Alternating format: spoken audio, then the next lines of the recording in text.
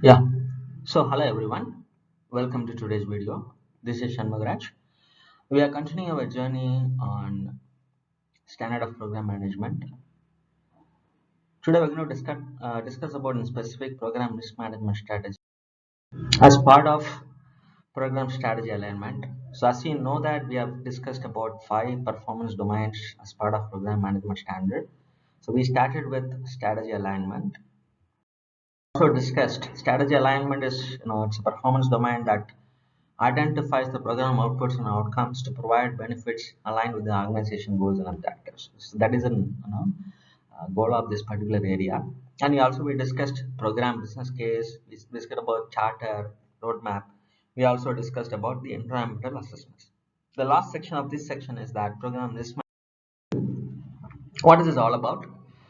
The successful delivery of the program roadmap aligned with the organization strategy is highly depending on a well-refined or well-defined program risk strategy.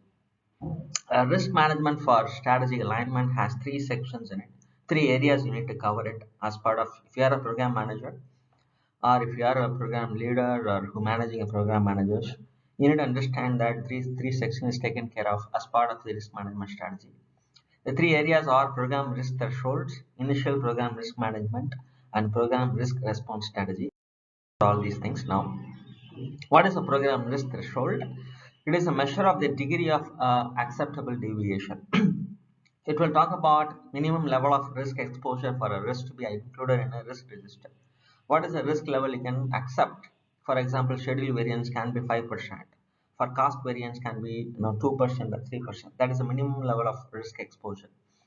And quantitative and qualitative definition of risk rating. So you can quantify, you can qualify your risk ratings either using a PI, rating or something like that. And maximum level of risk exposure that can be managed within the project. So we can have some kind of a budget for the project, and you can have some contingency, to it 10% or 20% of contingency. That is the maximum level of risk exposure this program can handle it. So that's how we can put a threshold of, for a particular risk of a program, and it should be done as part of the early planning itself. So before even the after the assignment of program management in initial phases itself, you have to do this.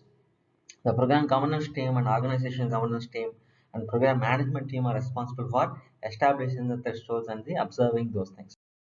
The second area of risk management strategy is the initial program risk assessment. So it should be done during the program definitions. It provides an opportunity to identify the risks to an organization strategy alignment. So during the execution of the program and other areas, you can figure out more risk related to the particular program. But what happens now when you identify the early part of the program, initial part of the program, you will see the risk in alignment to the organization strategy.